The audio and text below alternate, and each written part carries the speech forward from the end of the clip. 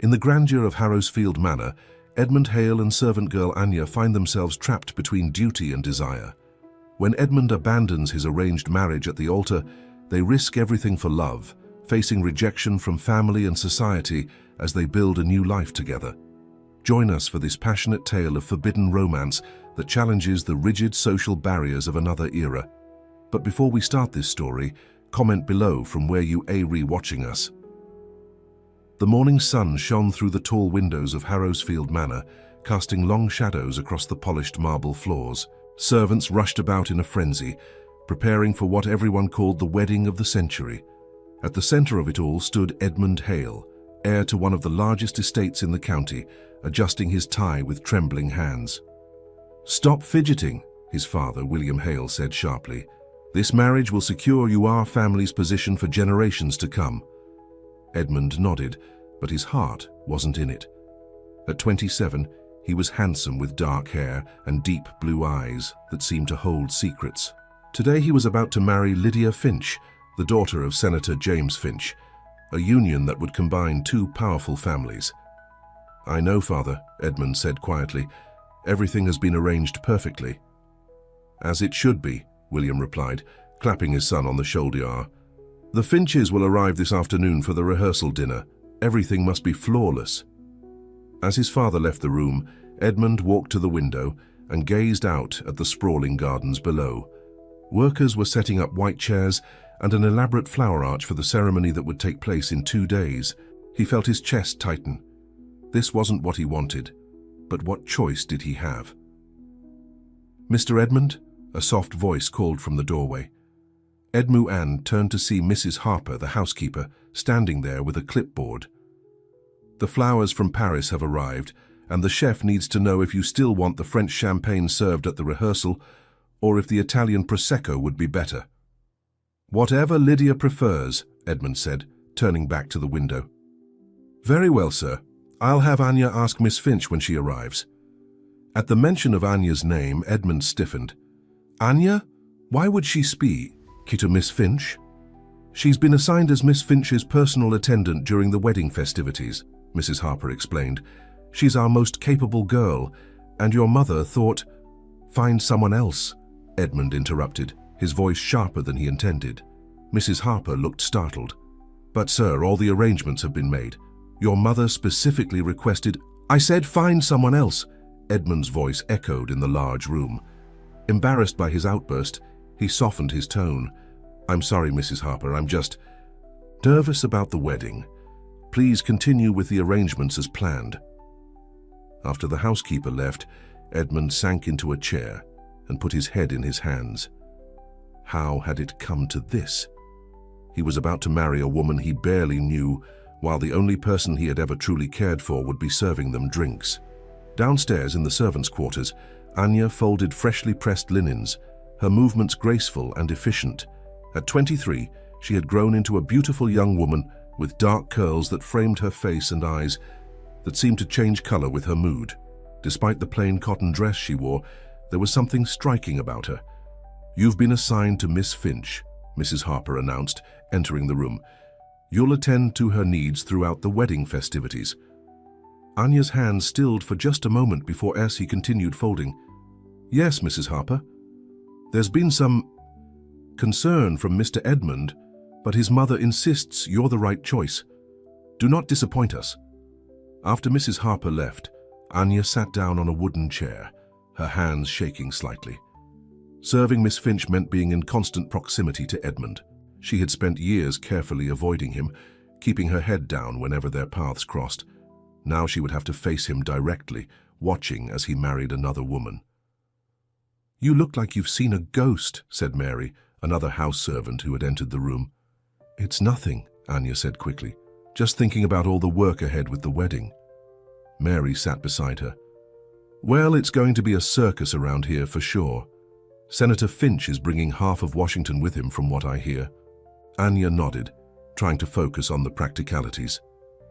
"When do they arrive?"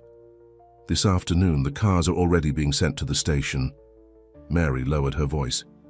"They say Miss Finch is beautiful and educated in Europe. The perfect match for Mr. Edmund." Anya stood up abruptly. I should get the guest room ready." As she walked down the hallway with fresh towels, Anya allowed herself to remember the past, something she rarely did. She had been just 8 years old when she first met Edmund. Her mother had worked in the Hale kitchen, and Anya had ghee. Own up on the estate, always in the background of the grand life led by the Hale family. One summer day she had been hiding in the garden, eating figs straight from the tree, a forbidden act that would have earned her a scolding. Edmund, then 12, had discovered her. Instead of reporting her, he had asked her to show him how to pick the ripe ones without making noise. They had spent that afternoon together, laughing and eating fruit with juice running down their chins.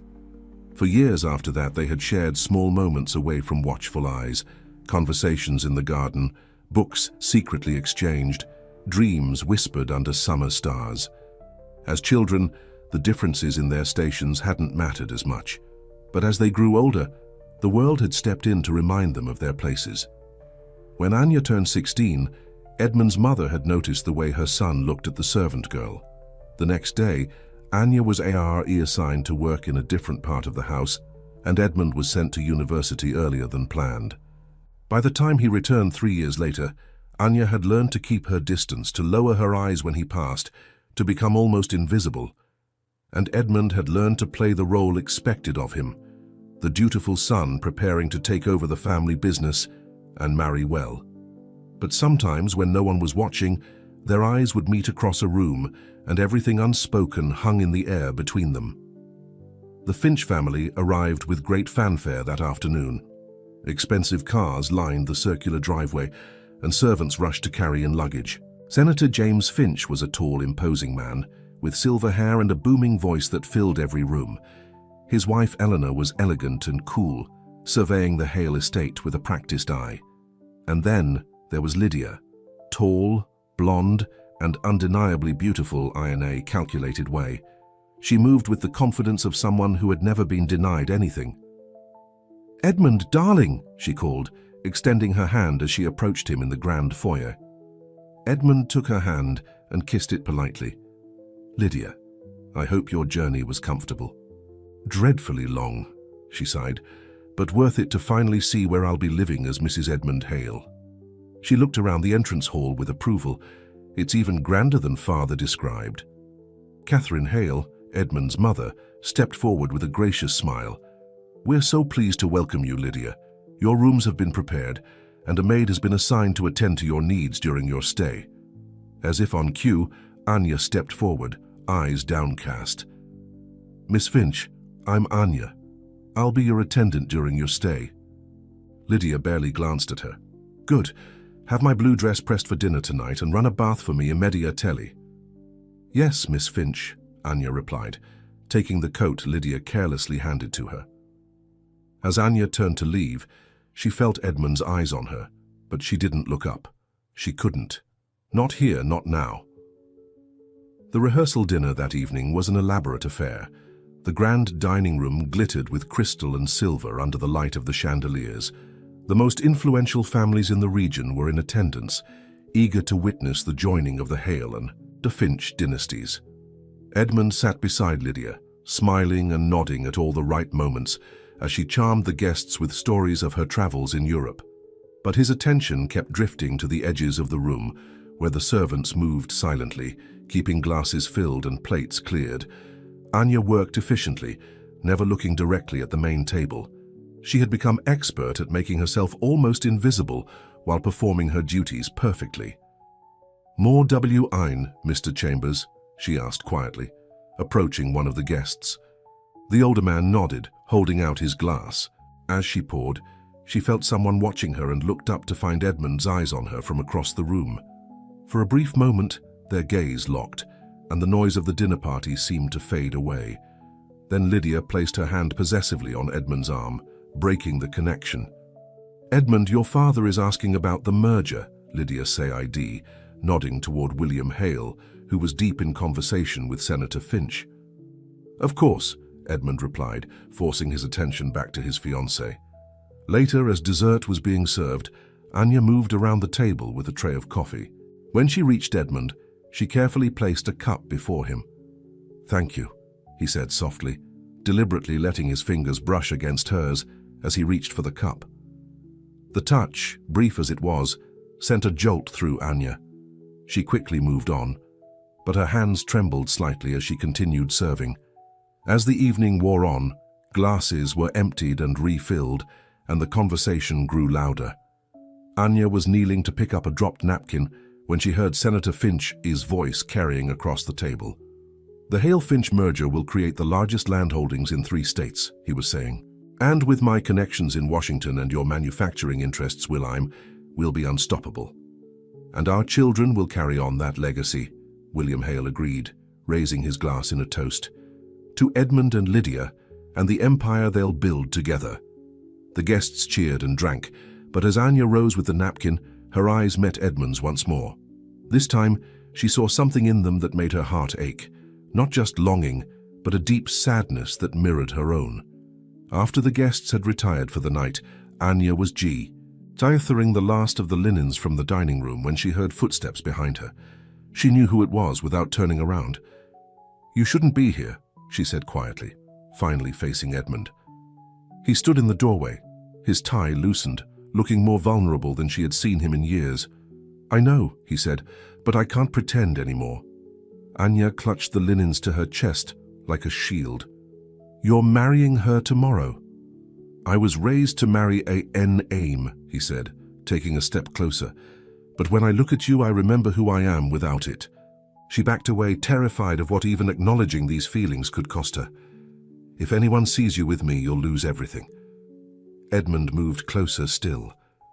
"I already have. I lost you." The pain in his voice broke something inside her.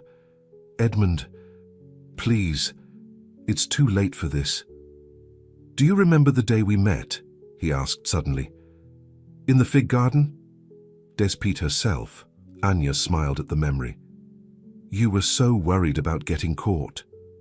And you showed me how to pick the perfect ones without making a sound." He was close enough now that she could see the flecks of gold in his blue eyes. "You were fearless." "I was a child," she said. "I didn't understand how the world worked. And now? Now I know my place," she answered, looking away. "And you need to remember yours." Edmund reached out, gently lifting her chin so she had to look at him. "My place is wherever you are." For a moment they stood there, the years of separation and longing hanging between them. Then, from upstairs, came the sound of a door opening and footsteps in the hallway. Anya pulled away quickly. "Someone's coming, you need to go." Edmund hesitated, then nodded. "This isn't over, Anya, I'll find a way." After he left, Anya leaned against the wall, her heart racing. She knew she should walk away, forget this ever happened. Edmund belonged to a world she could never be part of. Tomorrow he would marry Lydia Finch, and that would be the end of it. But in her heart, she knew Edmund was right. This wasn't over. The next morning dawned bright and clear. The Harrowsfield estate buzzed with activity as the final preparations for the wedding were put in place. Flowers arrived by the truckload, caterers worked furiously in the kitchens, and musicians set up in the grand hall. Anya had been up since dawn, helping Lydia prepare for the day. The bride was in a foul mood, complaining about everything from the temperature of her bath water to the way her hair was styled. "Not like that," Lydia snapped, as Anya arranged the veil on her head. "Are you completely incompetent?" "I'm sorry, Miss Finch," Anya said, adjusting the delicate lace. "Is this better?" Lydia examined herself in the mirror. "It will have to do." She turned to face Anya with a calculating look. "You've worked for the Hales for a long time, haven't you?" "Yes, miss. All my life." "Then you must know Edmund well." Anya kept her expression neutral. "Only as his family's servant, miss." Lydia studied her for a moment, then smiled coldly. "Good. Because after today, I'll be Mrs. Edmund Hale, and there will be changes around here. I don't like the way some of the staff look at my fiancé." Before Anya could respond, there was a knock at the door. It was Mrs. Harper, announcing that it was time to head to the ceremony. As Lydia swept out of the room in her magnificent white gown, Anya remained behind for a moment, trying to compose herself. This was it. In less than an hour, Edmund would be married. She slipped out of the room and made her way downstairs, taking the servants' staircase to avoid the guests who were now filing into the grand hall. She had been assigned to help serve champagne after the ceremony, and she needed to be in position. The great hall had been transformed into a wedding venue fit for royalty. White flowers cascaded from the ceiling, and rows of gilt chairs were arranged before an altar draped in silk. A string orchestra played softly as the guests took their seats. Anya stood in the corner with the other servants, watching as Edmund took his place at the front of the hall. He looked handsome in his formal suit, but she could see the tension in his shoulders. The music changed, signaling the bride's entrance. Everyone stood and turned as Lydia appeared at the doorway on her father's arm, radiant in white satin and lace. A collective murmur of appreciation rose from the guests. As Lydia processed down the aisle, Edmund's eyes suddenly found Anya in the corner.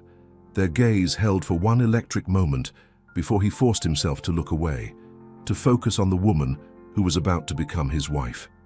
The minister began the ceremony with solemn words about the sanctity of marriage and the joining of two families. Anya watched, barely breathing, as Edmund and Lydia stood side by side before him. "If anyone can show just cause why this man and this woman may not be lawfully joined together," the minister intoned, "let them speak now or forever hold their peace." A heavy silence filled the hall. Anya lowered her eyes, unable to watch any longer, and then Edmund's voice broke the silence. "Wait!" The word hung in the air. Lydia turned to him, confusion evident on her face. The guests began to murmur. "I'm sorry," Edmund said, his voice clear despite the tremor in it. "I can't marry you. I'm in love with someone else." Gasps and exclamations erupted throughout the hall. Senator Finch rose to his feet, his face flushed with anger. "What is the meaning of this?" In the chaos that followed, Anya slipped out through the servants' door, her heart pounding in her chest. This couldn't be happening. Edmund had just destroyed his future, his family's plans, everything, because of her. She ran to the kitchen yard, needing air, needing to escape the sounds of angry voices and shocked whispers that followed her from the hall. She had barely made it outside when she heard footsteps behind her. She turned to see Edmund standing there, his tie undone, his face flushed but determined. "Anya," he said, crossing the yard to her. "What have you done?" she whispered, trembling. "Your family, your future, none of it matters without you." To her shock, Edmund dropped to one knee before her, taking her hands in his. "Marry me," he said. "Not for land, not for name, just because it's the only honest thing I've ever asked for." Tears filled Anya's eyes as she looked down at this man who had just given up everything to follow his heart. "Edmund, the world won't accept this. Your family won't—" "I don't care," he interrupted. "I've spent my whole life doing what was expected of me. This is the first time I'm choosing for myself." He squeezed her hands. "Choose me too, Anya, please." Before she could answer, the kitchen door burst open. William Hale stood there, his face contorted with fury. Behind him, she could see Lydia and Senator Finch approaching across the lawn. Edmund stood, positioning himself protectively in front of Anya. "Father, you disgrace," William spat. "You throw away everything our family has built for a servant girl?" "Her name is Anya," Edmund said firmly, "and I love her." "Love?" William laughed harshly. "What does love have to do with marriage in our world? You had one job, to secure our family's future, and you've ruined it all." Senator Finch and Lydia reached them, both red-faced and seething. "You'll regret this humiliation, boy," the senator threatened. "I'll destroy your family's business before the month is out." "How could you?" Lydia cried, glaring at Edmund. Then her eyes fell on Anya, and understanding dawned on her face. "Her? You're rejecting me for a servant?" Anya felt herself shrink under their contemptuous stares, but Edmund's hand found hers, squeezing it tight. "Yes," he said simply, "I am." William Hale stepped forward, his voice low and dangerous. "Edmund, you will go back into that hall, apologize to everyone, and marry Lydia as planned, or you will no longer be my son." For a moment, Edmund said nothing. Anya felt his hand tremble in hers, and she knew what this choice was costing him. Then he straightened his shoulders and looked his father in the eye. "Then I am no longer your son." The words fell like stones in the stunned silence that followed. William's face went pale, then flushed with rage. "Get out," he said. Both of you, get off my property now." Edmund turned to Anya, his eyes full of questions. This was the moment of truth. Would she go with him into an uncertain future, leaving behind everything she knew? Or would she stay, safe in the life she understood? Anya looked from Edmund to the angry faces surrounding them, then back to the man she had loved since childhood, and she made her choice. "I'll go with you," she said softly. The smile that broke across Edmund's face was like the sun coming out. Without another word, he took her hand, and together they walked away from Harrowsfield Manor, away from the life they had known, and toward whatever lay ahead. Together. Behind them, they could hear the outraged voices of the Hales and Finches, the confusion of the wedding guests, the beginning of a scandal that would rock their social world. But Edmund didn't look back, and neither did Anya. They had chosen love over everything else, and now they would face the consequences, whatever they might be. The sun was setting as Edmund and Anya walked down the long driveway leading away from Harrowsfield Manor. They had nothing but the clothes on their backs, Edmund in his wedding suit and Anya in her servant's dress. Neither spoke as the reality of what they had done began to sink in. "Where will Elwie go?" Anya finally asked, her voice small in the gathering dusk. Edmund squeezed her hand. "I have a friend from university, Thomas Miller. He has a small house in the city. He'll help us, at least for tonight." As they reached the main road, Edmund flagged down a passing farmer's truck. The driver, a middle-aged man with weathered skin, looked at them curiously. The well-dressed gentleman and the plainly clothed young woman, both looking shaken. "Can I help you folks?" he asked. "We need a ride into the city," Edmund said. "I can pay you when we arrive." The farmer nodded. "Climb in the back. I'm heading that way." As the truck rumbled down the country roads, Anya leaned against Edmund's shoulder. "Are you sure about this?" she whispered. "You've given up everything." Edmund wrapped an arm around her. "Not everything. I have you." He kissed the top of her head. "My father will calm down eventually. This isn't the end." But the uncertainty in his voice betrayed his brave words. They both knew that what they had done would not be easily forgiven. Thomas Miller lived in a modest brownstone on the east side of the city. When he opened his door to find Edmund standing there in a rumpled wedding suit with a servant girl by his side, his eyes widened in shock. "Edmund, what on earth?" "I need your help, Tom," Edmund said quickly. "Can we come in?" Inside, over cups of strong coffee, Edmund explained what had happened. Thomas listened without interrupting, his expression changing from surprise to concern. "So you left Lydia at the altar for—" He glanced at Anya, who sat quietly with her hands folded in her lap. "For Anya," Edmund finished firmly. "Yes." Thomas ran a hand through his hair. "Your father must be furious." "He disowned me," Edmund said simply. Thomas whistled low. "Well, you can stay here tonight. I have a spare room." He looked at Anya again, more kindly this time. "Both of you." That night, in Thomas's small guest room, Edmund and Anya lay side by side on the narrow bed, not touching, both staring at the ceiling. "I never thought I'd be sleeping under the same roof as you," Anya said softly. "Let alone in the same room." Edmund turned to look at her in the dim light. "Do you regret coming with me?" Anya was quiet for a moment. "No," she finally said. "But I'm scared, Edmund. I don't know how to live in your world." "It's not my world anymore," he reminded her. "And maybe that's for the best." He reached for her hand in the darkness. "We'll figure it out together." The next morning brought the harsh light of reality. Edmund had no access to his bank accounts, no clothes except his wedding suit, and no plan for what came next. Anya was equally adrift, having left behind the only home and job she had ever known. Over breakfast, Thomas tried to be practical. "You need money, clothes, and a place to stay, in that order." "I have some cash," Edmund said, pulling out his wallet. It held less than $100, pocket money for a man who had never needed to worry about finances. "That won't last long," Thomas warned. "You need a job, Edmund." Edmund looked stunned. "A job? I worked at my family's company, but—" "Not anymore," Thomas said gently. "Look, I know someone at the newspaper. They might need someone in the business section. You know about finance, right? Theory, yes, Edmund admitted. But practical experience? I've always had people to handle the details. Thomas sighed. Well, it's somewhere to start. And Anya, what about you? What skills do you have? Anya straightened her shoulders. I can cook, clean, sew. I managed the household linens at Harrowsfield and helped with special events. Housekeeping then, Thomas nodded. My sister runs a small hotel downtown. She might be able to help. As Thomas made phone calls, Edmund and Anya sat close together at the kitchen table. I'm sorry, Edmund said quietly. I didn't think about how hard this would be. Anya took his hand. I knew what I was choosing. We'll make it work. By the end of the week, Edmund had a junior position at the city newspaper, covering local business news. The pay was a fraction of what he was used to, but it was enough to rent a small apartment in a modest neighborhood.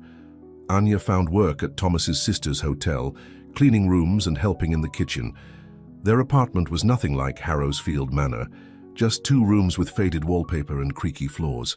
But it was theirs, and each night when they returned from work, exhausted but together, they felt a freedom neither had known before. I made US dinner, Anya said one evening, a month after they had left Harrowsfield. She had prepared a simple meal of roast chicken and vegetables set on their small table with a candle between them. Edmund looked at her in wonder. It looks amazing. He took off his jacket and sat down. How was your day? Mrs. Miller promoted me to assistant housekeeper, Anya said proudly. It means better pay and more regular hours. That's wonderful, Edmund said, reaching across the table to squeeze her hand. I knew you'd impress them. And you? Any news from the paper? Edmund's smile faded slightly. My editor says I need to be more direct in my writing. Apparently, I use too many big words. Anya laughed. You do sometimes talk like a textbook. I'm trying to improve, he said with a rueful smile. It's just so different from what I'm used to. They ate in companionable silence for a while. Then Anya asked the question she had been avoiding. Have you heard anything from your family? Edmund shook his head. Nothing. I wrote to my mother last week, but there's been no reply. He tried to hide the pain in his voice, but Anya knew him too well. They'll come around, she said softly. They just need time. Edmund nodded, but they both knew it might not be that simple. 2 months after they had left Harrowsfield, Edmund was walking home from work when he noticed a familiar car parked near their apartment building. His heart raced as he recognized his mother's driver. Inside their apartment, he found Catherine Hale sitting stiffly on their worn sofa, while Anya stood nervously by the window. Mother, Edmund said, surprise evident in his voice. I didn't expect to see you here. Catherine looked around the small apartment with barely concealed dismay. This is where you're living now? Yes, Edmund said, moving to stand beside Anya. It's modest, but it's home. Catherine sighed deeply. Your father is still furious. He's removed you from his will, you know. I assumed as much. But Catherine hesitated. I miss my son, and I wanted to see if you were all right. There was genuine concern in her voice, and Edmund felt a surge of hope. We're managing, Mother. It hasn't been easy, but we're happy. Catherine's eyes moved to Anya, seeing her, truly seeing her, perhaps for the first time. You were always a good worker, reliable. I never thought that your son could love someone like me, Anya finished quietly. Catherine had the grace to look embarrassed. Times are changing, I suppose, but surely you understand the position you've put us in. The scandal has been terrible.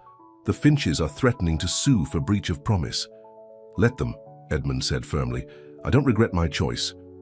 Catherine stood, smoothing her expensive dress. I brought you some things, clothes, some books you left behind. They're in the car. She reached into her purse and pulled out an envelope. And this, it's not much, but it might help until you find your feet. Edmund took the envelope, feeling the thickness of cash inside. Thank you, Mother. Don't thank me yet, Catherine said. Your father doesn't know I'm here, and he wouldn't approve. I can't promise when or if he'll forgive you. After Catherine left, Edmund and Anya stood in silence, processing the unexpected visit. "She came," Anya said finally. "That's something, isn't it?" Edmund nodded, opening the envelope to find several $100s inside. "It is. It's a start." Life settled into a routine over the next few months. Edmund's writing improved, and he was given more responsibilities at the newspaper. Anya excelled at her job, eventually becoming the head Hausek-Iper at the hotel. Their small apartment began to feel like a real home, filled with second-hand furniture and small treasures they collected together. But the shadow of Harrowsfield Manor and all they had left behind still hung over them. Edmund sometimes woke in the night, wondering if he had done the right thing. Not in choosing Anya, never that, but in the way he had done it, causing such public humiliation to the Finches and disappointment to his family. "I should have been braver sooner," he told Anya one night as they lay in bed. "I should have told my father how I felt about you before the engagement, before the wedding was planned. Maybe nothing would be different," Anya said, stroking his cheek. "Your father wanted the merger with the Finches. He wouldn't have accepted us no matter when you told him." Edmund sighed. "I suppose you're right. But still, I can't help thinking there might have been a better way."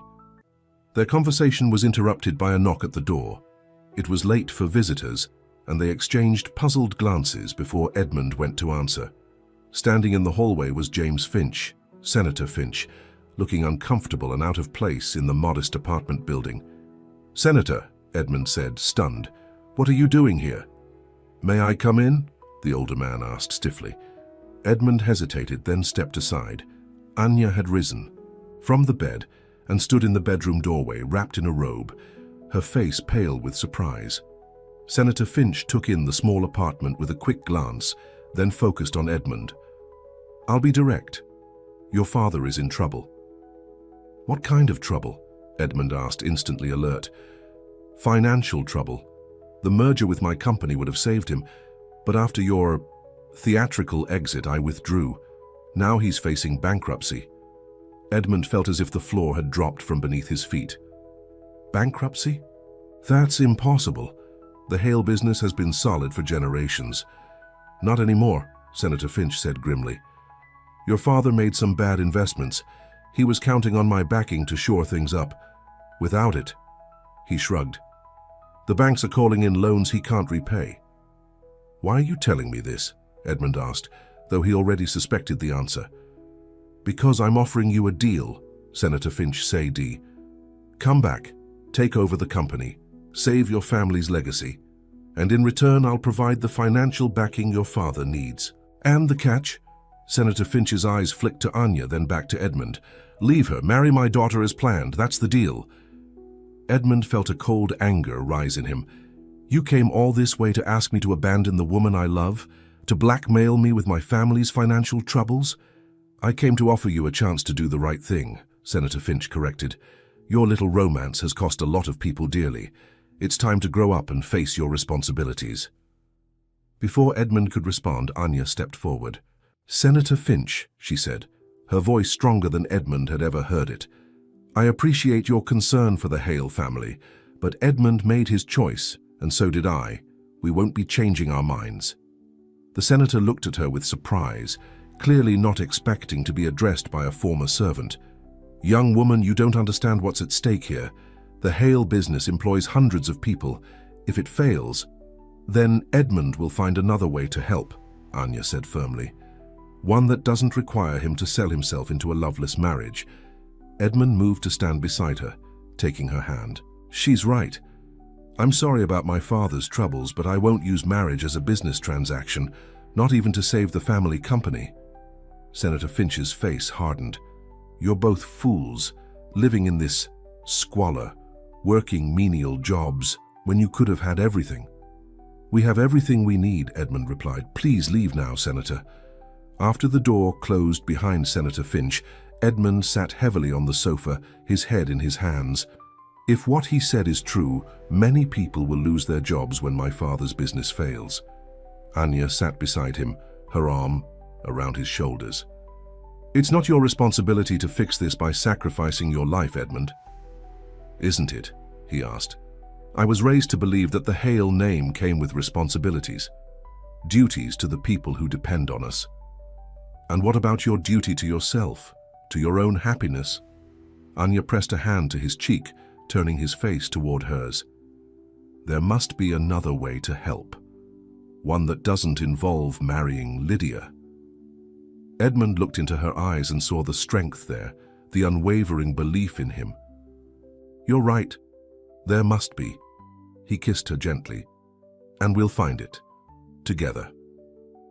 The next morning, Edmund called in sick to the newspaper and instead went to visit Thomas. His friend had connections in the business world that might help him understand what was really happening with his father's company. If what Senator Finch said is true, your father's in deep trouble, Thomas confirmed after making some phone calls. Hale Industries has been losing money for years, apparently. The merger with Finch Enterprises would have been a lifeline. Why didn't I know about this? Edmund wondered aloud. I worked at the company, but father never showed me the real books. Because William Hale is a proud man, Thomas said. He wouldn't want anyone, even his son, to know how badly he'd managed things. Edmund paced Thomas's living room, thinking hard. There must be something I can do, some way to help without giving up Anya. Thomas watched his friend with sympathy. Maybe there is. Your father's problem isn't just money, it's management. From what I hear, he's been making bad decisions for years, refusing to modernize or listen to advice. What are you suggesting? Talk to your mother again, Thomas advised. See if she can arrange a meeting with your father. Offer to come back to the company, not as a son doing what he's told, but as a businessman with ideas for saving it. No strings attached to your personal life. It was a long shot, but it was the only plan they had. That evening, Edmund called his mother and explained what he wanted to do. He won't see you, Catherine said immediately. He's too stubborn. Tell him it's a business meeting, Edmund insisted. Tell him I have investors interested in helping, which I will if he'll listen to my ideas. After a long pause, Catherine sighed. I'll try, but don't expect too much, Edmund. Your father is not a forgiving man. 2 days later, Edmund stood outside his father's office at Hale Industries, straightening his borrowed tie. Thomas had lent him a proper suit for the meeting, and Anya had pressed it carefully that morning. You can do this, she had told him, adjusting his collar. Just remember why you're doing it. For the people who work here, Edmund had replied. Not for him, not to earn his forgiveness. Now, as he knocked on the heavy oak door, those words echoed in his mind. Come in, his father's voice called. William Hale sat behind his massive desk, looking older than Edmund remembered. The past months had etched new lines in his face, and his hair seemed grayer. Father, Edmund said formally, closing the door behind him. William didn't stand or offer his hand. Your mother said you wanted to discuss business, so talk. Edmund took a deep breath and laid out his proposal. He had spent days researching, talking to Thomas's contacts, learning about modern business practices that could save Hale Industries. The company needs to diversify, he explained. We're too dependent on the textile mills and they're becoming outdated. I've spoken to investors who are interested in helping us transition to newer technologies. What investors? William demanded. Who would back you after the spectacle you made of yourself? People who care about business, not scandal, Edmund replied evenly. The company can be saved, Father, but you need to be willing to change, to adapt. William's face flushed with anger. You dare to come in here and tell me how to run my company after you threw away everything I built for you? I'm offering to help, Edmund said, keeping his voice calm. Not for your sake or mine, but for the hundreds of people who work here. People who don't deserve to lose their livelihoods because of our family disputes. For a moment, father and son stared at each other across the desk. Then William looked away. And what do you want in return? To be welcomed back with open arms? To bring your servant girl into our home? Edmund shook his head. I don't want anything from you personally, Father. Anya and I have built our own life. I'm here strictly as a businessman, offering solutions to a company in trouble. William's eyes narrowed. You'd come back to work here without conditions, even knowing how I feel about your choice? I'd come back to save the company, Edmund clarified. My personal life remains my own." A long silence followed. Then William pushed a folder across the desk. "These are the latest financial reports. They're worse than you know. If you really think you can fix this mess, prove it. Show me your plan in detail." It wasn't forgiveness or acceptance, but it was a start. Over the next few weeks, Edmund divided his time between the newspaper and Hale Industries, working long hours to develop a comprehensive plan for saving his family's company. Anya supported him tirelessly, listening to his ideas, encouraging him when he doubted himself, and making sure he ate and slept despite his punishing schedule. "You don't have to do this, you know," she told him one night as he pored over financial documents at their small kitchen table. "You don't owe your father anything." Edmund looked up, rubbing his tired eyes. "I'm not doing it for him. I'm doing it for everyone else who depends on Hale Industries. And," he hesitated, "I'm doing it for us too." "For us?" Anya asked, sitting beside him. "If I can save the company, prove to my father that I'm capable, maybe, just maybe, he'll eventually accept us. Accept you." Edmund took her hand. "I haven't given up on that, even if it seems impossible now." Anya squeezed his hand. "Don't get your hopes up too high. Your father is a proud man." "So am I," Edmund said with a small smile. "Proud of the life we're building, proud of you." As Edmund worked to save Hale Industries, his relationship with his father remained strictly professional. They discussed business and nothing else. William never asked about Edmund's life in the city, and Edmund never volunteered information about Anya or their small apartment, but Catherine visited more frequently, bringing home-cooked meals and news from Harrowsfield. She never quite said she approved of Edmund's choice, but her increasing warmth toward Anya spoke volumes. "The gardens aren't the same without you," she told Anya during one visit. "No one knows where the best flowers grow like you did." It was a small acknowledgement, but it meant the world to both Edmund and Anya. 6 months after they had left Harrowsfield Manor, Edmund's plan for Hale Industries began to show results. The company had diversified into newer technologies, scaled back the failing textile operations, and secured new investors. The immediate threat of bankruptcy had passed. William Hale couldn't deny his son's success. During a board meeting, he grudgingly acknowledged Edmund's contributions. "The company is stabilizing thanks to new management approaches," he announced to the Dyer CTOs, carefully avoiding direct praise for his son. After the meeting, he called Edmund into his office. For a long moment, he simply looked at his son as if seeing him clearly for the first time. "You've surprised me," he finally said. "I didn't think you had it in you." "I learned from watching you," Edmund replied. "Both what to do and what not to do." William's mouth tightened at the implied criticism, but he let it pass. "I've been thinking the company needs a new direction, new leadership." Edmund waited, uncertain where this was going. "I'm offering you the position of Chief Operating Officer," William continued. "Full authority to continue the changes you've started. A proper salary, benefits." It was more than Edmund had hoped for. "Thank you, Father. I accept." William nodded, then cleared his throat awkwardly. "Your mother tells me you're living in some tiny apartment on the east side. It's us," Edmund said simply. "That won't do for a COO of Hale Industries," William said firmly. "The company owns several properties in better neighborhoods. You should take one of them." Edmund recognized the offer for what it was, not quite acceptance, but a step toward reconciliation. "That's generous, but there's a condition." William's eyebrows rose. "Oh?" "Anya comes with me," Edmund said clearly. "She's my partner in every sense of the word. Any home I live in is her home too." William's face darkened momentarily, but then he gave a curt nod. "Fine. Do as you wish in your personal life, just keep it separate from business." It wasn't the wholehearted blessing Edmund might have wished for, but it was progress. His father was slowly, grudgingly accepting the new reality. That evening, Edmund returned to their apartment earlier than usual, a bottle of champagne in hand and excitement in his eyes. "We have something to celebrate," he told Anya, pulling her into an embrace as soon as he walked through the door. "What happened?" she asked, laughing at his enthusiasm. "I've been made COO of Hale Industries," he announced, And my father has offered us a company house in West Hill. A real home, Anya, with a garden and everything. Anya's eyes widened. Your father agreed to me living there. With you. He did, Edmund confirmed. He's not happy about it, but HEE's accepting it. It's a start.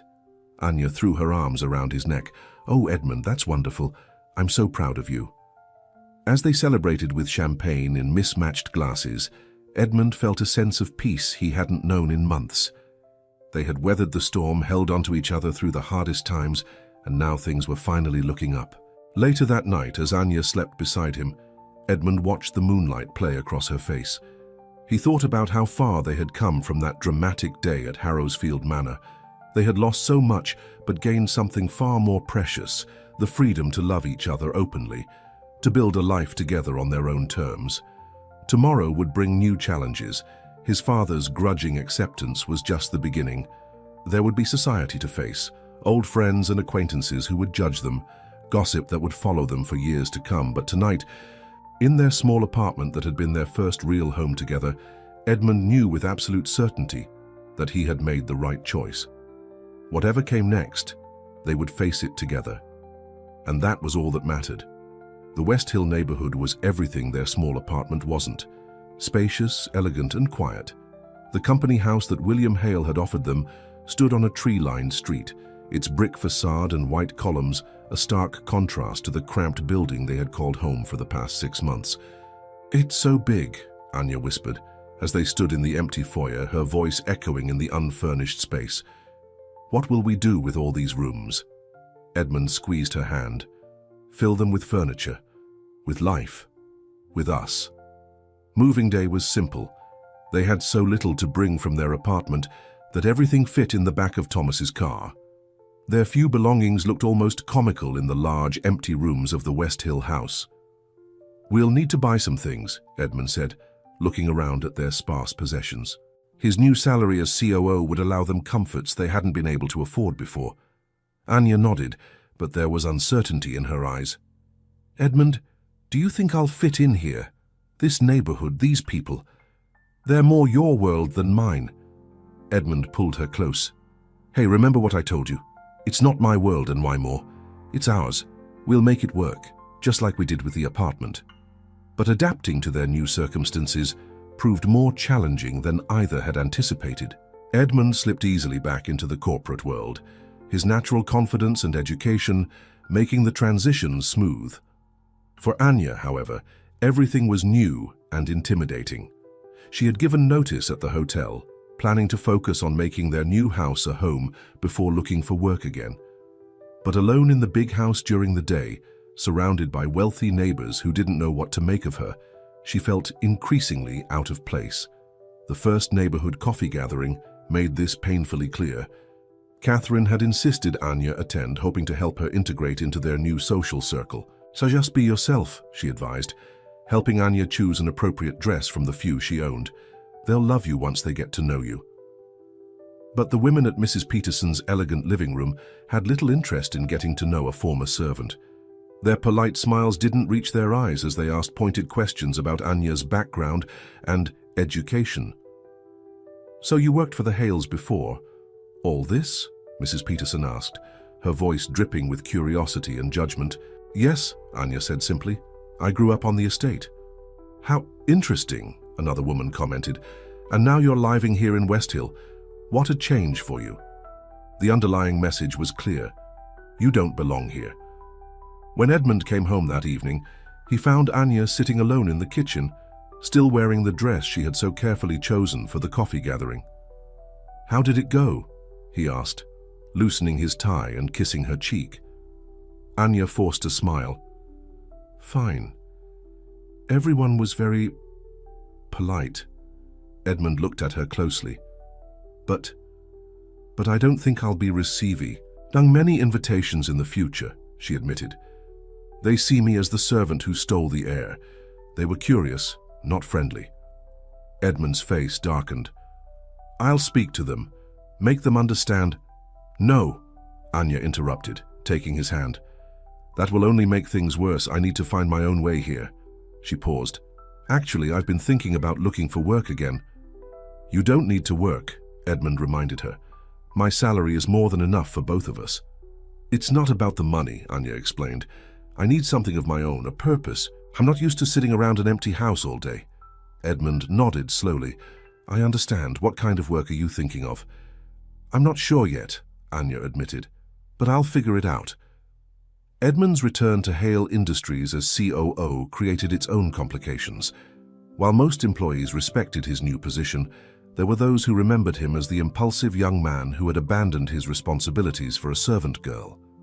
Whispers followed him in the hallways, and sometimes conversations would stop abruptly when he entered a room. William Hale maintained a strictly professional relationship with his son at work. They discussed business matters calmly and efficiently, but personal topics remained off-limits. Edmund noticed that his father had removed all family photos from his office, as if trying to separate their business connection from their strained family ties. The most difficult moments came during business dinners and social events where Edmund was expected to represent the company. William made it clear, without directly saying so, that Anya was not welcome at these functions. These are business associates, not friends, he told Edmund before an important dinner with investors. We need to focus on the company's image. Edmund understood the implication. If Anya isn't welcome, then I won't attend either. William's face hardened. Don't be difficult, Edmund. You have responsibilities now. Yes, to the company during working hours, but my primary responsibility is to Anya, always. They reached an uneasy compromise. Edmund would attend essential business functions alone, but for any event that had both business and social elements, Anya would accompany him, regardless of his father's disapproval. The first such event was the annual Hale Industries Charity Gala. Edmund had arranged for a beautiful gown for Anya, and as they dressed in their bedroom, he couldn't take his eyes off her. You look stunning, he said, as she turned nervously in front of the mirror. I feel like I'm pretending to be someone else, Anya confessed, touching the elegant fabric. What if I embarrass you? I don't know which fork to use or how to make small talk with the SE people. Edmund came to stand behind her, meeting her eyes in the mirror. You could never embarrass me. And as for the forks, just watch what I do. He kissed her shoulder. Besides, you managed the Harrowsfield staff for years. You know more about proper service than most of the people who will be there. The gala was held at the Grand Hotel, its ballroom transformed with flowers and lights.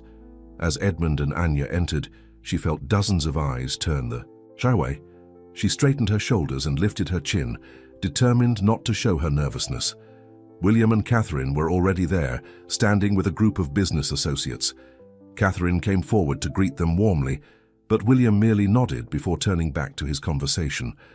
Don't worry about him, Catherine murmured to Anya. He'll come around eventually. Just enjoy your evening. And to Anya's surprise, parts of the evening were enjoyable. Edmund introduced her proudly to his colleagues, keeping her hand firmly in his. Some were genuinely welcoming, others merely polite, but Edmund's unwavering support gave her confidence, until she came face to face with Lydia Finch. She hadn't expected to see her here, but apparently the Finches still had business connections with several companies that were represented at the gala. Lydia looked as elegant as ever, in a striking red dress, her blonde hair swept up in an elaborate style. When she spotted Edmund and Anya, her smile turned cold. Edmund, she said, approaching them with a champagne glass in hand. How too quaint to see you playing businessman. And you brought your maid. How progressive of Hale Industries. Edmund's jaw tightened. Lydia, you know Anya is my partner, not my maid, and I'd appreciate if you'd address her directly. Lydia's eyes flicked dismissively to Anya. Of course. Xiao, are you finding life outside of service, dear? Learning which fork to use must be such a challenge. Before Anya could respond, another voice joined the conversation. Actually, I find Anya has impeccable manners, unlike some who were supposedly born to them. It was Catherine Hale, who had approached silently from behind. She gave Lydia a pointed look, then smiled at Anya. The chairman of the hospital board was just asking about you, Edmund. Why don't you and Anya come meet him? As Catherine led them away, Edmund squeezed Anya's hand. I'm sorry about that. Don't be, Anya said quietly. We knew it wouldn't be easy, What surprised her most was Catherine's defense. Later, when they had a moment alone, Anya thanked her. "You didn't have to stand up for me like that," Catherine sighed. "Perhaps I did. I've watched how hard you're trying, Anya, and I've seen how happy you make my son." She paused. "I didn't approve of how things happened, but I'm beginning to understand why they did. It wasn't full acceptance, but it was a significant step forward." 2 weeks after the gala, Anya found a job at a small bookshop in a quiet corner of the city. The owner, Mrs. Fletcher, was an elderly woman who needed help managing the store and organizing community reading events. It was nothing like Anya's work at Harrowsfield or the hotel, but she found she enjoyed being surrounded by books and helping customers find exactly what they were looking for. "You have a good eye for people," Mrs. Fletcher told her after Anya successfully recommended books to several difficult customers. "You seem to understand what they want, even when they don't know themselves." The bookshop became Anya's sanctuary, a place where no one knew or cared about her past or her relationship with Edmund. There, she was just Anya, capable, kind, and knowledgeable about books. Edmund supported her completely, even though he didn't quite understand why she needed to work. "As long as it makes you happy," he said, genuinely pleased by her enthusiasm when she told him about her day. Their life settled into a comfortable rhythm. Edmund worked long hours at Hale Industries, continuing the changes he had started. Anya spent her days at the bookshop and her evenings making their house into a home. They were building something real together, despite the obstacles they had faced. But the peace they had found was fragile, and both knew it could be disturbed at any moment. That moment came in the form of a letter, delivered to their home on a crisp autumn morning. Anya recognized the Harrowsfield seal immediately and brought it to Edmund with trepidation. "It's from your father," she said, as he turned the heavy envelope in his hands. Inside was a formal invitation to the annual Harrowsfield Harvest Dinner, addressed to both of them. Edmund read it twice, hardly believing what he was seeing. "He's inviting us both to Harrowsfield," he said, looking up at Anya with surprise. "This has to be Mother's doing. Father would never—" "Do you think we should go?" Anya asked quietly. Edmund considered the question carefully. "It's been almost a year since we left. Maybe it's time to face the past." He took her hand. "But only if you're comfortable with it. We don't have to go." Anya thought about returning to Harrowsfield, not as a servant, but as Edmund's partner. The idea was both terrifying and strangely appealing. "I think we should go," she decided. "It's a step toward healing the rift with your family." And so, on a bright October day, they drove through the gates of Harrowsfield Manor for the first time since they had walked out together on what should have been Edmund's wedding day. The estate looked much the same. The manicured gardens, the imposing stone facade, the long driveway lined with ancient trees. But everything felt different now. Anya was no longer arriving through the servants' entrance, and Edmund was no longer the obedient son doing his father's bidding. Catherine greeted them at the door with genuine warmth, embracing Edmund and, after a slight hesitation, Anya as well. "I'm so glad you came," she said, ushering them inside. "Your father is in his study. He'll join us for dinner." Edmund squeezed Anya's hand reassuringly as Hay followed Catherine into the grand foyer. Several of the staff they passed looked startled to see Anya entering through the main door, dressed as a guest rather than in her servant's uniform. Mrs. Harper, the housekeeper who had been Anya's supervisor for years, gave her a stiff nod. "Miss Anya," she said formally. "Welcome back." "Thank you, Mrs. Harper," Anya replied, feeling strangely empowered by the exchange. She was no longer required to address the housekeeper as ma'am or keep her eyes lowered. Catherine showed them to a guest room, one of the best in the house with a view of the gardens. "I thought you might want to freshen up before dinner. We have several guests arriving soon." When they were alone, Edmund pulled Anya into his arms. "Are you okay? I know this must be strange for you."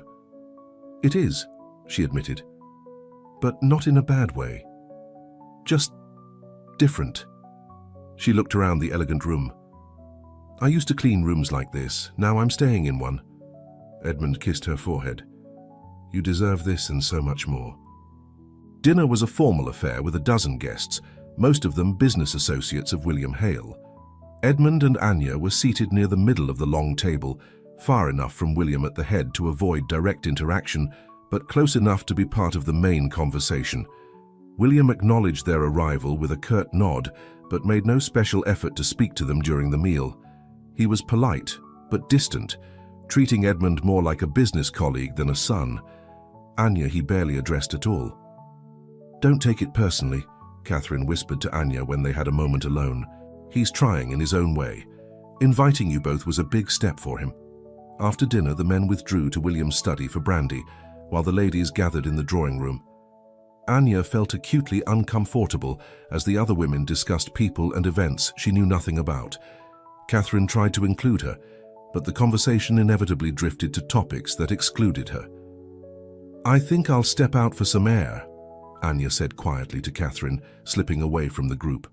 The gardens of Harrowsfield were beautiful at night, lit by small lamps along the pathways. Anya wandered to a familiar spot, the fig garden where she had first met Edmund as children.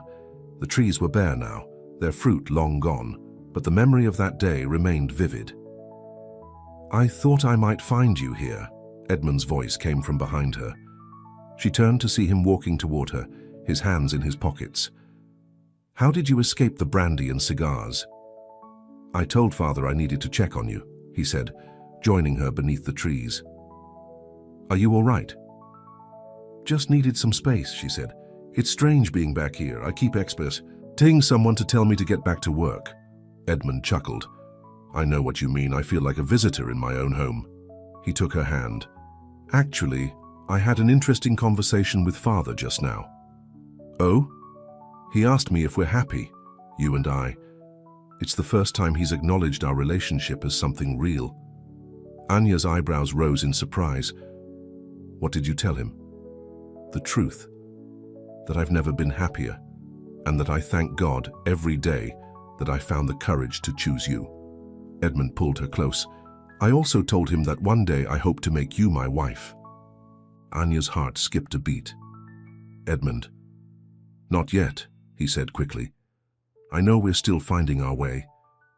But someday, when we're ready, I want to marry you properly. If you'll have me." Tears sprang to Anya's eyes. "Of course I will. But what did your father say?" "He said he would expect nothing less of a Hale man." Edmund's smile led.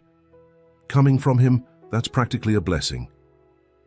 They returned to the house hand in hand, feeling as though something important had shifted.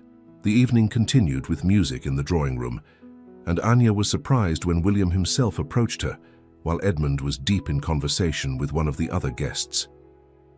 "You've changed him," William said without preamble, his voice low enough that only she could hear. "My son.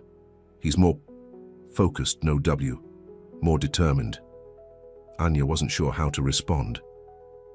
"Edmund has always been strong," she finally said. "He just needed to find his own path." William studied her for a long moment. "Perhaps. In any case, the company is thriving under his leadership. I suppose I should thank you for that at least. It wasn't much, but from William Hale it was an enormous concession."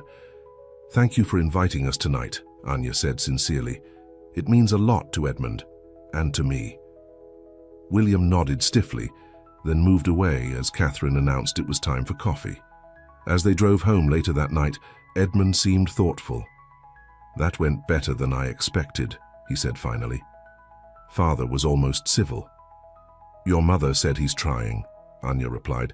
"I think he is in his own way." Edmund reached across to take her hand.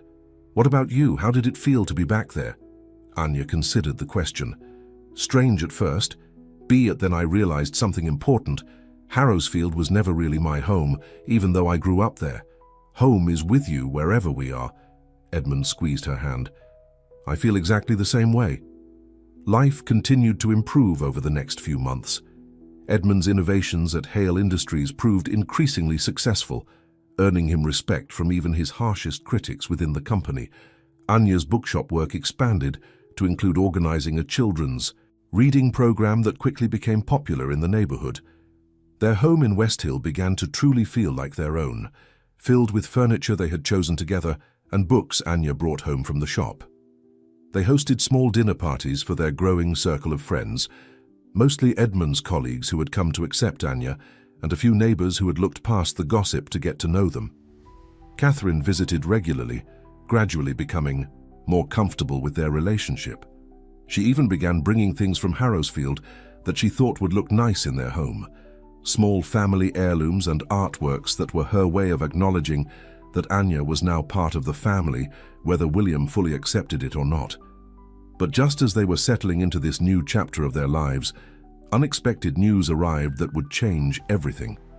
Anya had been feeling unwell for several weeks, tired, dizzy at times, with a strange sensitivity to certain smells. At first, she attributed it to stress and the changing seasons, but when the symptoms persisted, she finally visited a doctor.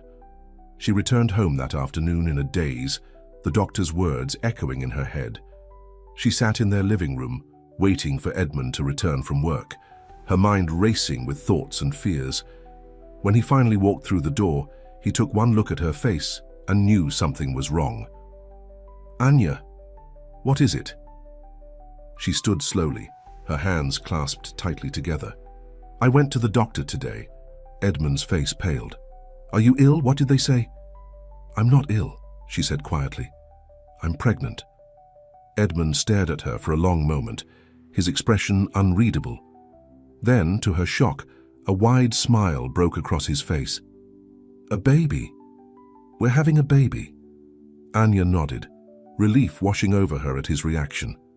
"Yes, in about 7 months." Edmund crossed the room in 2 strides and swept her into his arms, lifting her off her feet in his excitement. "This is wonderful news. Why did you look so worried?" As he set her down, Anya bit her lip. "I wasn't sure how you'd feel. We haven't talked about children, and with everything else going on—" "Anya," Edmund said, cupping her face in his hands, "this is the best news I could imagine. Our child, a little piece of both of us." Heiss' face grew serious. "But I think this settles one thing. We should get married soon." Anya hesitated. "Because of the baby?" "Edmund, we don't have to—" "Not just because of the baby," he interrupted. "Because I love you, and I've wanted to marry you since the day we left Harrowsfield together. This just gives us a reason to do it sooner, rather than later." He searched her face. "Unless you don't want to." "Of course I want to," Anya assured him. "I just don't want you to feel obligated." Edmund laughed. "The only thing I feel is incredibly happy, and maybe a little terrified, but mostly happy." He pulled her close again. "Say yes, Anya. Marry me before our child arrives." Looking into his eyes, filled with love and excitement, Anya felt her doubts melt away. "Yes," she said simply. "I'll marry you." The next challenge was telling his family. They decided to start with Catherine, inviting her to dinner the following evening. After a pleasant meal, Edmund cleared his throat. "Mother, we have some news to share with you." Catherine looked between them expectantly. "Yes?" "2 pieces of news, actually," Edmund continued, taking Anya's hand. "First, Anya and I are getting married. Soon." Catherine smiled warmly. "That's wonderful news. I've been hoping you would make it official." She glanced at Anya. "And the second piece of news?"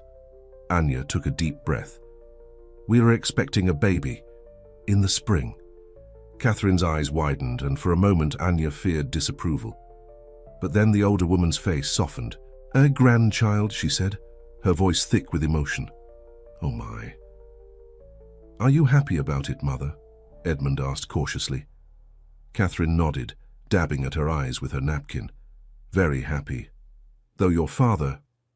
Well, we'll need to approach this carefully with him." They decided that Edmund would tell his fat her alone during their weekly business lunch. The next day, in the private dining room of William's club, Edmund waited until they had finished discussing company matters before bringing up his personal news. "Father, I have something important to tell you," he began. William looked up from his coffee, his expression guarded. "What is it?" "Anya and I are getting married next month, and we're expecting a child in the spring." William set down his cup with deliberate care. "I see. The child will be your grandchild," Edmund continued. "Your heir." "Assuming it's a boy," William said stiffly. Boy or girl, it will be a Hale, Edmund replied firmly. And I hope you'll be part of its life. William was silent for a long moment. Then he sighed heavily. Your mother will be pleased. She's always wanted grandchildren. It wasn't enthusiastic acceptance, but it wasn't rejection either. For William Hale, it was almost gracious. Will you come to the wedding? Edmund asked, pressing his advantage. It will be small, just family and close friends. William's jaw tightened. Do you really want me there after everything? Yes, Edmund said simply. You're my father. Despite our differences, I want you to be there when I marry the woman I love. After another long pause, William gave a short nod. Very well, I'll be there, for your mother's sake, if nothing else. Idame, and knew it was the best he could hope for, at least for now. Thank you, father. As he left the club, Edmund felt a weight lift from his shoulders. Their child would be born into a family that was slowly healing its wounds, finding its way back to each other despite the pain of the past. He couldn't wait to tell Anya. Their wedding was held on a clear December day at a small chapel in the city. Anya wore a simple ivory gown that elegantly concealed her small baby bump. Edmund could hardly take his eyes off her as she walked down the aisle toward him, more beautiful than he had ever seen her. The ceremony was brief but meaningful, with Thomas serving as Edmund's best man and Mrs. Fletcher from the bookshop standing up for Anya. Catherine sat in the front row, beaming with happiness.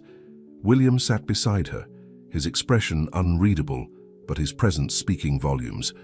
When the minister pronounced them husbandee and wife, Edmund kissed Anya with all the love and promise of their journey together, from children sharing stolen figs to partners sharing a life. Mrs. Hale, he whispered as they turned to face their small gathering of guests. Anya smiled up at him, joy radiating from her face. That will take some getting used to. The reception was held at their West Hill home, transformed for the occasion with flowers and candles. As guests mingled in the warm, intimate setting, Edmund watched his father approach Anya, who was speaking with Catherine near the fireplace. He couldn't hear what was said, but he saw his father extend his hand formally to Anya, who took it with a surprised smile. The exchange was brief, but when William walked away, Anya's eyes sought Edmund's across the room, a look of wonder on her face. What did my father say to you? Edmund asked later when they had a moment alone. He welcomed me to the family, Anya said softly, and he said he hopes our child has my eyes. Edmund felt a surge of emotion. It was such a small thing, but from his father, it meant everything. As the evening drew to a close, Edmund raised a glass to toast his new wife. To Anya, he said, his voice carrying across the room, who taught me that true happiness comes not from doing what is expected, but from following your heart. Everyone drank to that, even William Hale. Later, as they prepared for bed in their home, now truly theirs in every sense, Anya rested her head on Edmund's shoulder. Did you ever imagine, when we were children stealing figs, that we would end up here? Edmund wrapped his arm around her, his hand coming to rest protectively over her stomach where their child grew. Maybe not exactly here, he admitted, but I always knew you were special, Anya, even then. We have a long way to go still, she said thoughtfully. Your father is trying, but he hasn't fully accepted us yet, and there will always be people who look down on me for my background. Let them, Edmund said firmly. We know who we are and what we've built together. That's all that matters. As they drifted off to sleep, husband and wife at last, with their child growing within Anya, both felt a sense of peace that had been hard-won through months of struggle and sacrifice. The journey hadn't been easy, and there would be more challenges ahead, but they had each other, and soon they would have their child. A new generation of Hales born of a love that had defied convention and overcome every obstacle. For now, that was enough. Spring arrived with gentle warmth and new beginnings. The trees at West Hill burst into bloom, their pink and white blossoms drifting like snow onto the neatly trimmed lawn. Inside the Hale home, Anya moved carefully throughout the nursery, arranging tiny clothes in the dresser drawers. At 8 months pregnant, her movements had slowed, but her excitement grew with each passing day. Edmund, she called, hearing his footsteps in the hallway. Come see what your mother brought over." Edmund appeared in the doorway, loosening his tie after a long day at the office. His face softened at the sight of his wife, her belly round beneath the flowing dress she wore. "What is it?" Anya held up a small hand-knitted blanket in soft yellow wool. She made it herself. "Can you believe it? Catherine Hale, knitting for our baby." Edmund laughed, crossing the room to kiss her cheek. "Mother has been full of surprises lately. She's even talking about learning to cook." "Now that I don't believe," Anya said with a smile. "Some miracles are too much to hope for." The past few months had brought many changes to their lives. After their December wedding, Edmund and Anya had settled into married life with surprising ease.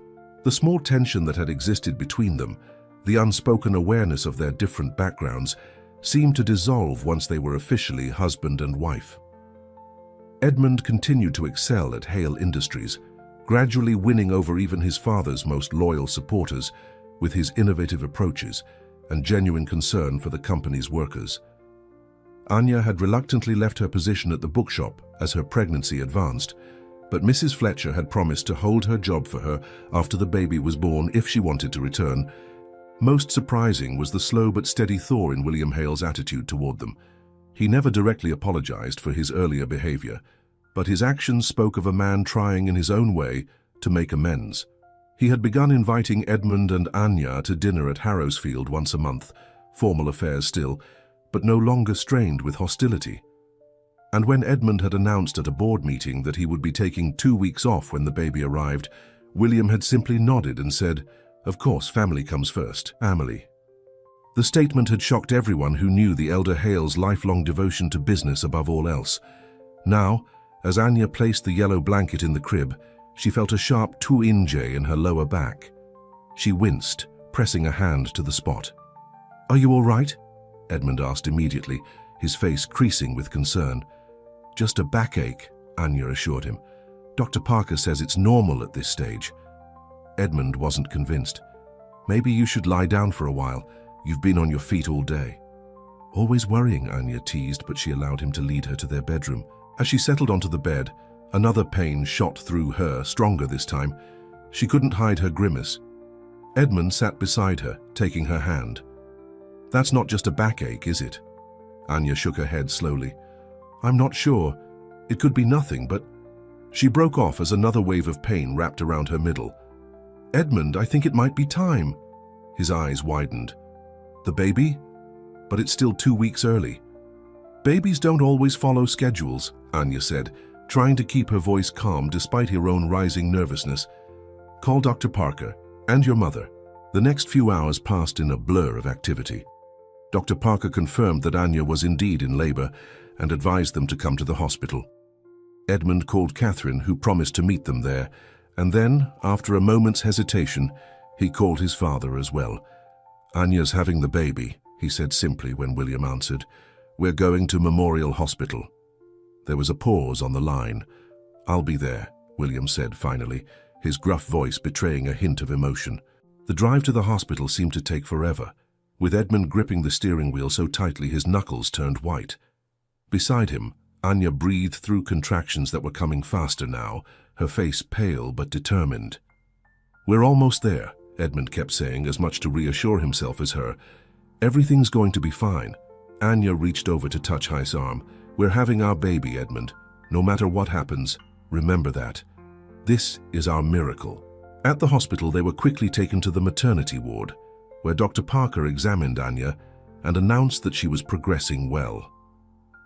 "First babies often take their time," he told them. "Try to rest between contractions if you can." Edmund stayed by Anya's side, holding her hand, wiping her forehead with a cool cloth, murmuring encouragement as the hours passed. Catherine arrived with a small suitcase of things for Anya and the baby, her usually perfect appearance slightly disheveled in her haste to get there. "How is she?" she asked Edmund anxiously. "She's incredible," Edmund said, his voice filled with admiration. "So strong." Catherine squeezed his shoulder. "She always has been. That's why you love her." To everyone's surprise, William appeared in the waiting room shortly after midnight, looking uncomfortable in the hospital setting, but determined to be there. He nodded stiffly to Catherine but didn't join her in the small room where Anya labored. Instead, he paced the hallway outside, checking his watch periodically, a man unused to situations he couldn't control. As dawn approached, the labor intensified. Anya, exhausted after hours of contractions, gripped Edmund's hand with surprising strength. "I can't do this," she whispered during a particularly difficult moment. "It's too hard." "You can," Edmund insisted, his face close to hers. "You're the strongest person I know, Anya Hale, and I'm right here with you." Dr. Parker returned to check on her progress. "It's time," he announced. "Are you ready to meet your baby?" The next 30 minutes were the most intense of their lives.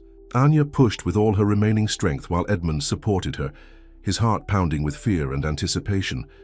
And then, suddenly, a new sound filled the room, the strong, indignant cry of their child entering the world. "It's a girl," Dr. Parker announced, lifting the red-faced, squirming infant for them to see. A beautiful, healthy girl. Tears streamed down Edmund's face as the tiny bundle was placed in Anya's arms. "She's perfect," he whispered, touching his daughter's cheek with a trembling finger. "Absolutely perfect." Anya looked down at their child, overcome, with love so intense it took her breath away. The baby had a dusting of dark hair like Edmund's, and when she briefly opened her eyes, they were the same changeable color as Anya's. "Hello, little one," she murmured. "We've been waiting for you." After mother and baby were cleaned up and settled, Catherine was allowed in to meet her granddaughter. She approached the bed almost timidly, her usual confidence replaced by wonder. "Oh, she's beautiful," she breathed, tears glistening in her eyes. "May I hold her?" Anya carefully transferred the sleeping infant to Catherine's arms. The older woman cradled her with natural ease, studying the tiny features with rapt attention. "She looks like you, Edmund," she said softly, "but she has Anya's mouth, I think. And those eyelashes. Those are definitely Hale eyelashes." Edmund put his arm around Anya's shoulders, both of them watching the touching scene. "We've decided to name her Elizabeth Catherine Hale," he told his mother. "After you." Catherine looked up in surprise, visibly moved. "I'm honored," she said simply. After a moment, she asked hesitantly, "Would you like your father to come in? He's still waiting outside." Edmund glanced at Anya, who nodded. "Yes," he said. It's time he met his granddaughter. William entered the room with uncharacteristic uncertainty, his tall frame seeming oddly diminished in the hospital setting. He stood awkwardly at the foot of the bed, looking at the small family tableau before him. "Come closer, father," Edmund encouraged. "Meet Elizabeth." Catherine gently placed the baby in William's arms before he could object. The stern businessman looked down at the tiny face, and something remarkable happened. His expression softened completely, the hard lines around his mouth relaxing into what almost resembled a smile. "She's a Hale, all right," he said, his voice gruff with emotion. "Look at that chin, stubborn already." Edmund and Anya exchanged surprised glances. It was the most genuine reaction they had seen from William since their relationship began. "Would you like to sit with her for a while, father?" Edmund asked. William nodded, carefully lowering himself into the chair beside the bed, his eyes never leaving his granddaughter's face. "Elizabeth," he said softly, "a good, strong Name." In that moment, something shifted in the room. A healing began that none of them had dared hope for. The baby, innocent of the conflicts that had divided her family, had bridged a gap that words and time had failed to close. The first few weeks at home with Elizabeth were a blur of sleepless nights, feeding schedules, and overwhelming love. Edmund took his promised time off work, insisting on sharing the nighttime duties, despite Anya's protests that he needed his rest. "I want to be part of every moment," he told her, as they sat together in the nursery one night, Elizabeth sleeping peacefully in his arms. "I don't want to miss anything." Anya watched them, her heart full. "You're a wonderful father already," she said. "She's lucky to have you." "We're both lucky," Edmund replied, looking up at his wife with love. "Every day I think about what might have happened if I hadn't found the courage to follow my heart that day at the altar. what I might have missed. Their quiet domestic happiness was occasionally interrupted by visitors. Catherine came often, bringing gifts and offering help with the baby. Some of Edmund's colleagues from work stopped by with congratulations, and even a few of the West Hill neighbors who had initially been standoffish came to welcome the newest Hale. Most surprising were the weekly visits from William. He would arrive precisely at 2 o'clock each Sunday, dressed as formally as if for a board meeting, and ask in his gruff way to see his granddaughter. During these visits he rarely spoke of business, preferring instead to sit with Elizabeth, talking to her in a gentle voice that none of them had heard before. "She's changing him," Catherine remarked one day after William had left. "I haven't seen him like this since Edmund was a baby." "She's changing all of us," Anya said, looking down at her daughter, "teaching us what really matters." As spring turned to summer, Anya gradually regained her strength and began to think about returning to the bookshop, at least part-time. Edmund supported her decision, having seen how much she had enjoyed her work there. "Mrs. Fletcher has been asking when you'll be back," he told her over breakfast one morning. "The children's reading program hasn't been the same without you." Anya smiled, adjusting young Elizabeth in her arms as she nursed. "I've missed it, but I'm not sure about leaving Elizabeth." "We could hire a nanny," Edmund suggested. "Or perhaps Mother would help. She's been hinting that she'd like to spend more time with the baby." They were discussing the possibilities when the doorbell rang. Edmund went to answer it and returned with a surprised expression. "It's my father," he said. "He wants to talk to us both." William Hale entered the Bray Akfast room with his usual formality, nodding to Anya before taking a seat at the table. He waited patiently while she finished feeding Elizabeth and settled her in the small bassinet they kept downstairs. "I have a proposition for you," William began once Anya had rejoined them. "Both of you?" Edmund raised an eyebrow. "What kind of proposition?" "As you know, I'm not getting any younger," William said matter-of-factly. "I've been thinking about the future of Hale Industries and about Harrowsfield." Edmund nodded, unsure where this was heading. "You've proven yourself at the company, Edmund," William continued. "The board respects you, the employees trust you. It's time for me to step back and let you take full control." Edmund stared at his father in shock. "You're retiring?" "Scaling back," William corrected. "I'll remain as chairman, but I want you to take over as CEO. It's time." Edmund glanced at Annie, who looked equally surprised. "I'm honored, father, but that's not a decision I can make alone anymore. Anya and I need to discuss it." William nodded, then turned to Anya. "That's why I wanted to speak with both of you, because my proposition doesn't end there." He took a deep breath. "I want you, all three of you, to move back to Harrowsfield." The room fell silent. Anya found her voice first. "To live there? But what about—" "The East Wing would be yours entirely," William said quickly. "Your own private residence within the estate. Catherine and I would stay in the main house. You would have complete independence, but Elizabeth would grow up in her ancestral home with her grandparents nearby." Edmund studied his father's face. "Why now, father?" William's eyes drifted to the bassinet where Elizabeth slept. "Because I've realized some things in recent months about what matters, about mistakes I've made." He straightened his shoulders. "I'm not good at apologies, Edmund, but I can offer you your rightful place, both of you, and I can try to be a better grandfather than I was a father." It was the closest thing to an apology they had ever heard from William Hale. Edmund reached for Anya's hand, squeezing it gently. "We'll need to think about it," Anya said carefully. "It's a big decision." William nodded. "Of course. Take all the time you need." He strode to leave, then hesitated. "May I?" he asked, gesturing to the bassinet. Anya nodded, and William bent to look at his sleeping granddaughter. The tenderness in his expression was something neither of them had seen before. "She has your eyes," he said softly to Anya. "I noticed it last Sunday. When she looks at me, it's like she really sees me." He straightened, his usual demeanor returning. "Let me know your decision when you're ready." After he left, Edmund and Anya sat in stunned silence. "Did that just happen?" Anya finally asked. "Did your father just offer us Harrowsfield?" Edmund shook his head in disbelief. And the CEO position. It's unbelievable.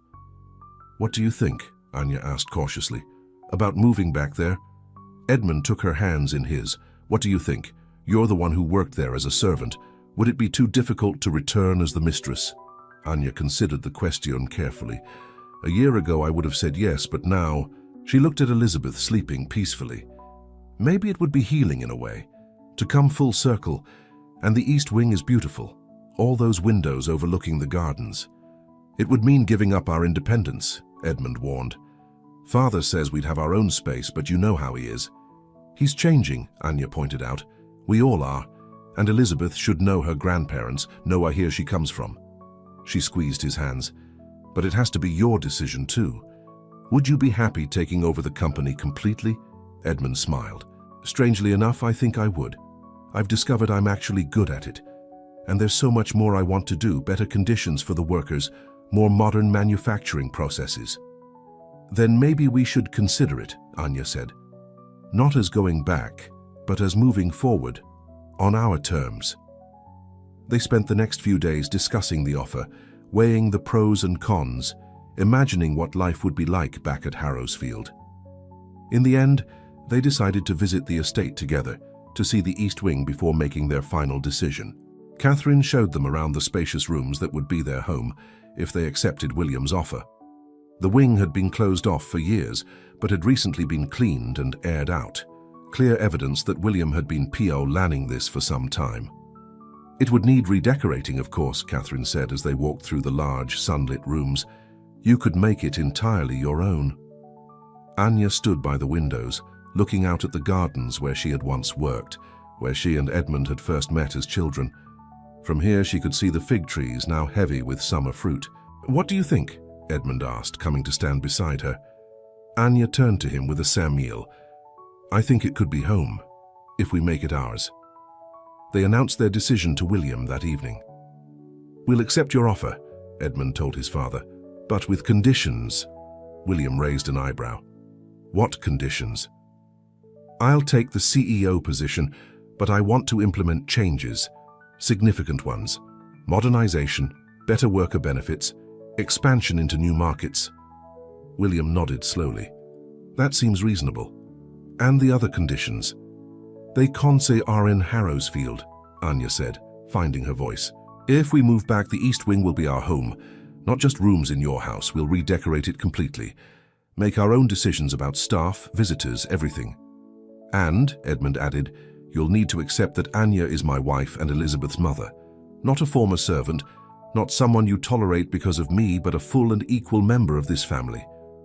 William was quiet for a long moment, looking between them. Then he surprised them both by chuckling. You've become quite the negotiator, Edmund. I wonder who taught you that. He extended his hand first to Edmund, then significantly to Anya. I accept your conditions, all of them. The move back to Harrowsfield happened gradually over the next month.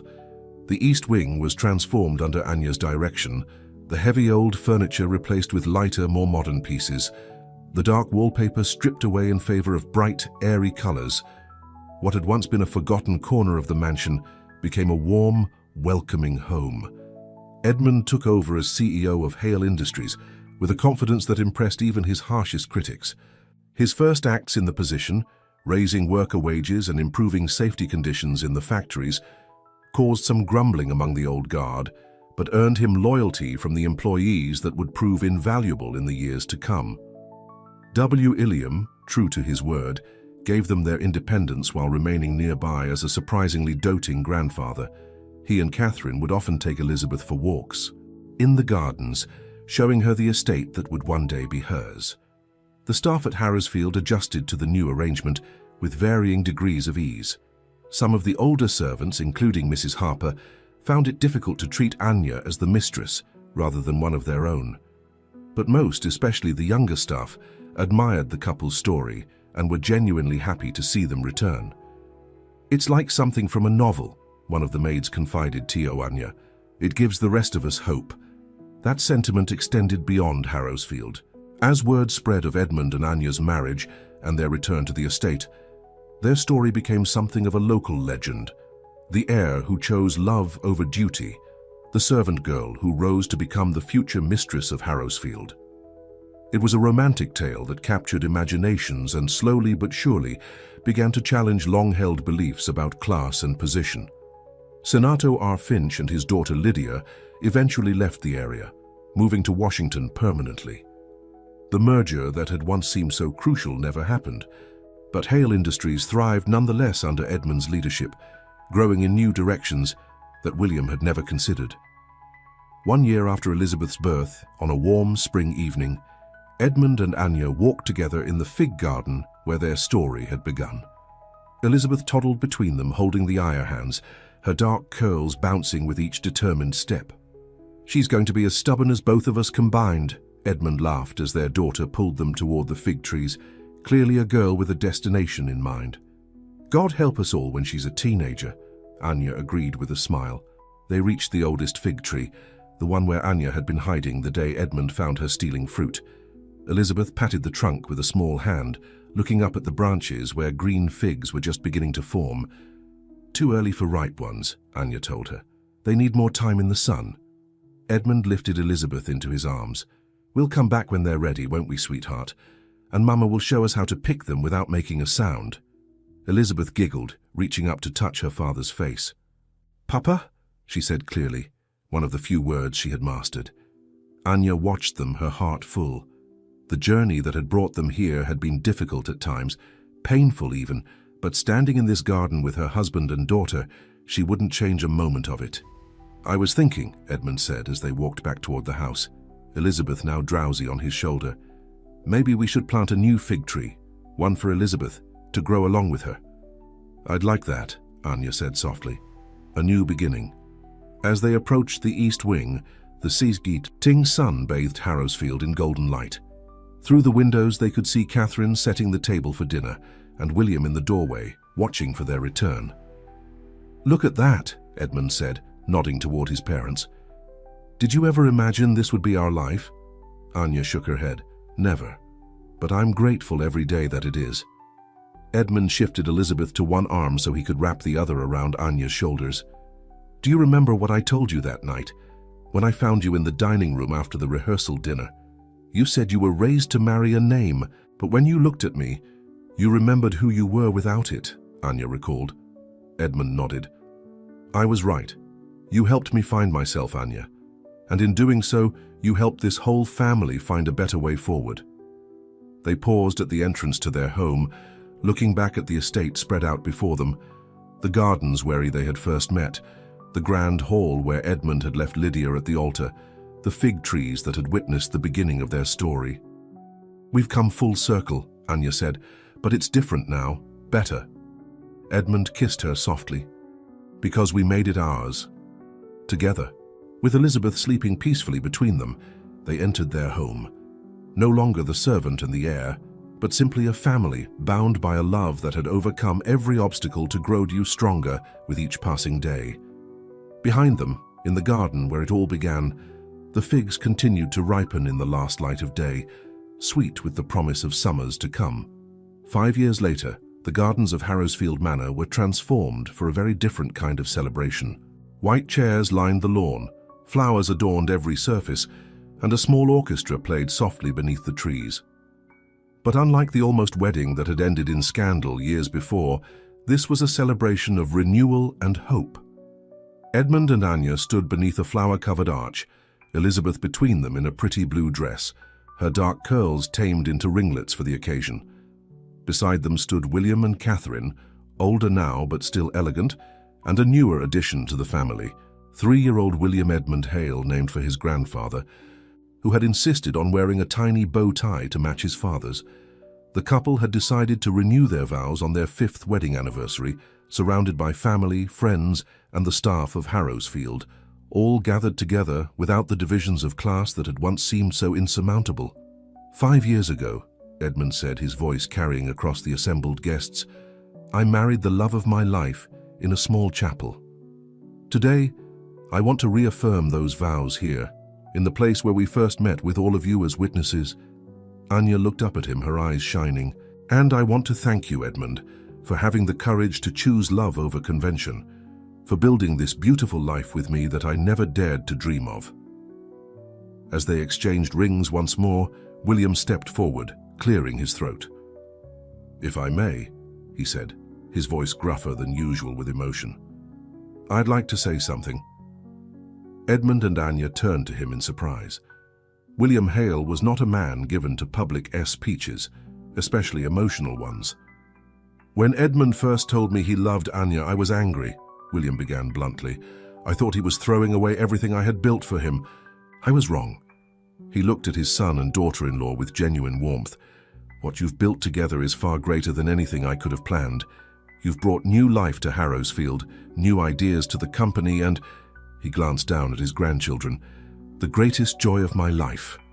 Elizabeth beamed up at her grandfather, while little William tugged impatiently at his bow tie. "I'm proud of you both," William concluded simply.